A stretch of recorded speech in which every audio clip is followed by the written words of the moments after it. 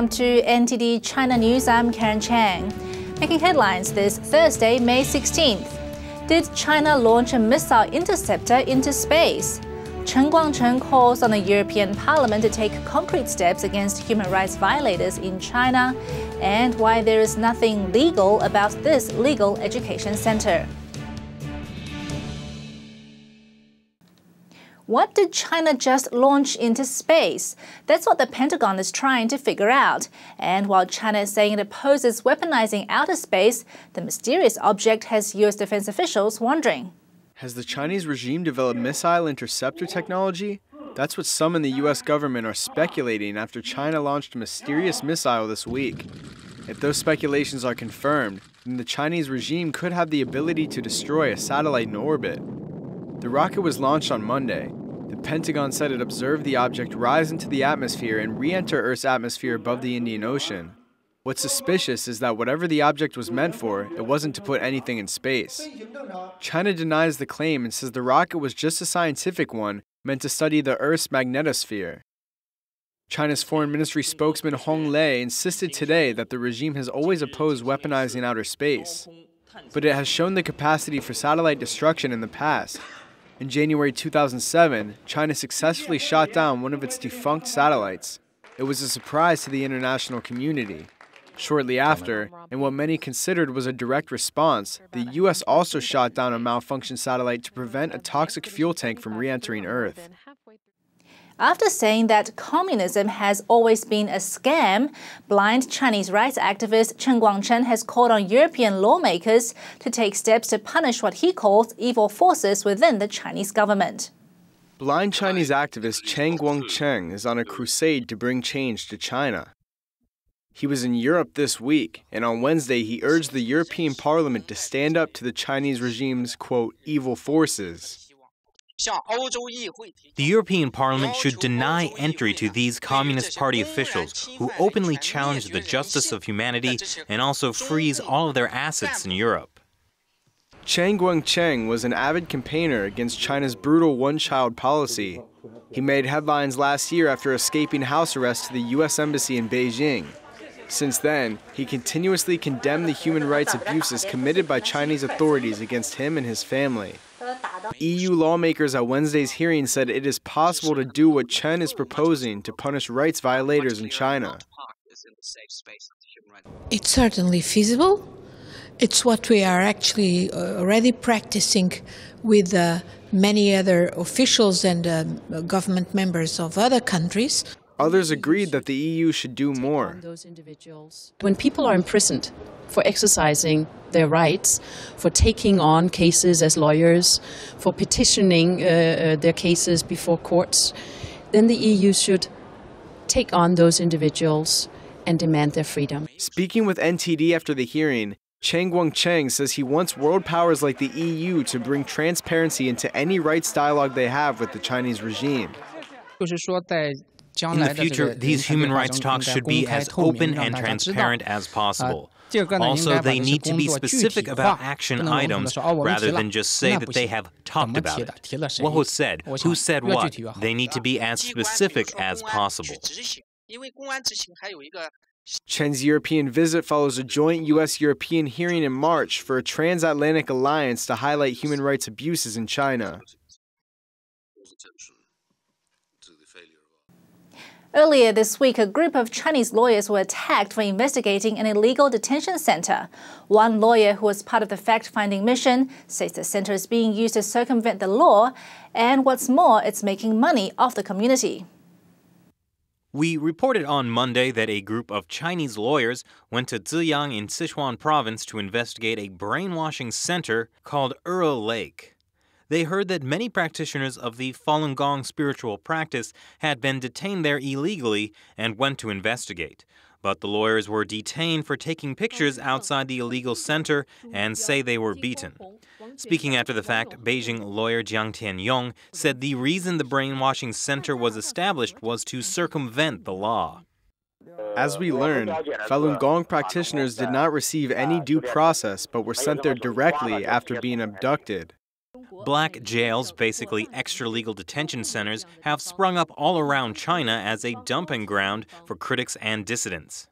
But this one in particular was meant to brainwash its inmates, and in Falun Gong's case, to get practitioners to renounce their beliefs. Jiang Tianyong said the sign outside the detention center read Ziyang Legal Education Center. They were forcibly brainwashed, made to write statements denouncing Falun Gong, and only then can they be released. Otherwise, they will continue to be detained. Some were even detained for 5 to 6 years. Jiang says there is a system of incentives and punishments that keep the abuse under wraps. The 610 office, an extra-legal agency set up to carry out the persecution of Falun Gong, is in charge of these centers. They use the detainees there to extract money from their communities. If a practitioner inside gets brainwashed, they will receive a payoff from above. If a practitioner is forced into the brainwashing center, the 610 office may force his department to pay tens of thousands of yuan. But it doesn't stop there. Or his community has to pay the money. The community or department does not dare offend the 610 office, so they pay up. Money is even extorted from the abductees' family members. A practitioner sent there is a cash cow for them. Li Bingbing, another lawyer from Beijing, says this type of detention center should not be tolerated. Li was not one of the lawyers who went to investigate, but he says he hopes to organize more lawyers to visit these camps. And still ahead on NTD China news, another angry protest against a petrochemical plant. Chinese actress Li Bingbing joins the fight against illegal ivory trade. And what is this mysterious ooze seeping out from a street in eastern China?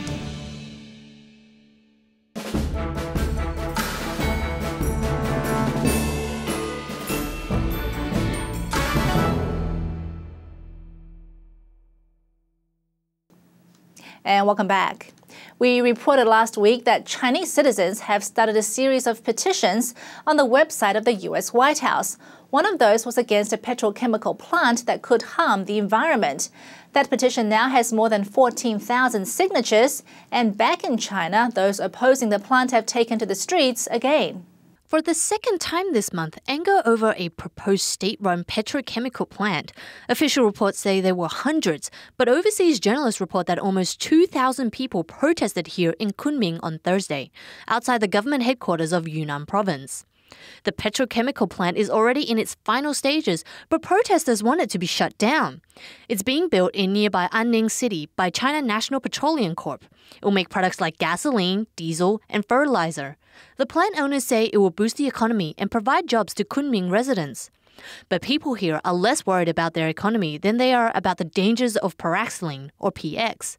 This oily hydrocarbon is another product the factory plans to make. It's a dangerous carcinogen and potentially fatal if ingested. Officials say the plant will meet environmental and safety standards, but residents don't believe them. The plant is slated to process 10 million tons of oil per year, and authorities have kept the environmental assessment report a secret.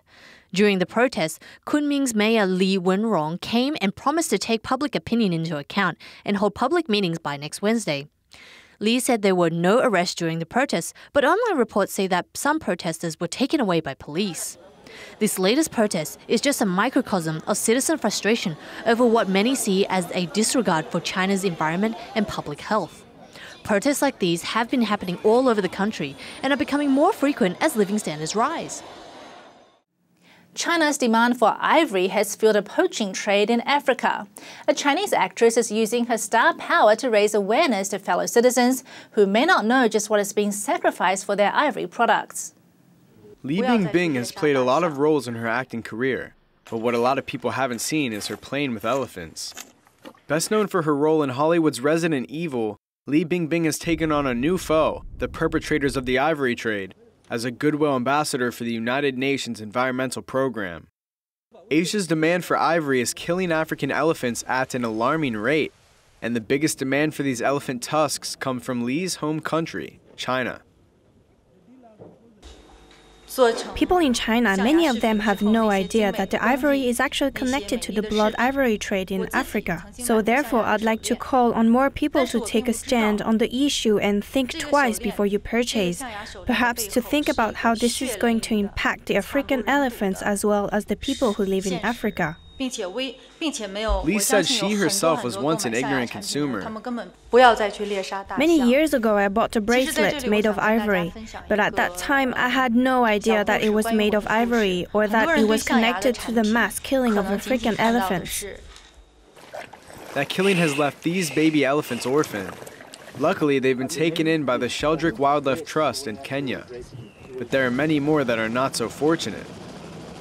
We have made, together with member states of the United Nations, with non-governmental organizations across the planet, with individuals who care, we have made tremendous efforts. And we have also had tremendous successes. But what is happening at the moment simply exceeds imagination and our capacity to manage. That is why the UNEP, along with WildAid and Save the Elephants, have partnered with Li to raise awareness. According to WildAid, as many as 25,000 elephants are killed each year for the ivory trade. Li Bingbing hopes her star power can put a dent in those numbers. Australia, the land down under, wants to boost its tourism and is looking to China. One of the country's key attractions is the Sydney Harbour Bridge, and now there's a new climb that has a special attraction to Chinese tourists. In a bid to attract more Chinese tourists, Sydney, Australia has launched a new Mandarin climb to the top of the Harbour Bridge, with Mandarin-speaking guides to lead Chinese tourists. To launch the new Mandarin climb, 4 players climbed atop the bridge to play the popular Asian game of Mahjong on Wednesday. After all, there's a lot of Chinese tourists coming into Australia in the last 10 years, and I think it's a good move to introduce the Mandarin climb. Chinese tourists are a major force of Australia's tourism industry. Bridge Climb chairman Paul Cave has seen a surge in Chinese tourists firsthand. Gosh, it's been a fantastic growth from coming in from China, and in fact in our own case I think the number coming to Bridge Climb is up like 35% last year. The rate at which it's going up, I'm sure China will be such a huge market for us in the years ahead, and probably in the next 5 years, I imagine that will be the situation for us. Australia's tourism sector has been booming, outpacing other areas of the economy. In the past decade, Chinese visitors have more than tripled their visits, breaking all records. According to the country's Tourism Forecasting Committee, China will stay as the main driver of tourism growth with forecasts of 15.9% this financial year. To further cement this trend, China Southern Airlines will start flying A380 super jumbo jets on its popular Guangzhou-Sydney route later this year. In 2011 to 2012, direct tourism gross domestic product increased by 5.3% to $41 billion, slightly surpassing the nation's nominal growth rate of 4.9%. And some Chinese people may not need much persuasion to take a trip overseas, especially when something like this just appeared in the middle of the street. If you're thinking to yourself, what on earth is that? You're not alone. This big, foamy, and according to media reports, foul-smelling ooze appeared in China's eastern city of Nanjing on Saturday evening. Apparently, the street cracked open and it just started to ooze out. At its peak, it spread over 150-foot radius and stood a foot high. Bystanders are stumped as to what this mysterious substance may be. The area was cordoned off and the ooze was washed into the sewers. What was left eventually receded back into the cracks. No one knows what the ooze is or where it came from or where it seeped back into. And that's all for this broadcast of NTD China News. For more of our China content, visit our website at ntd.tv or subscribe to our YouTube channel NTD on China. Coming up next is China Focus. Don't go away.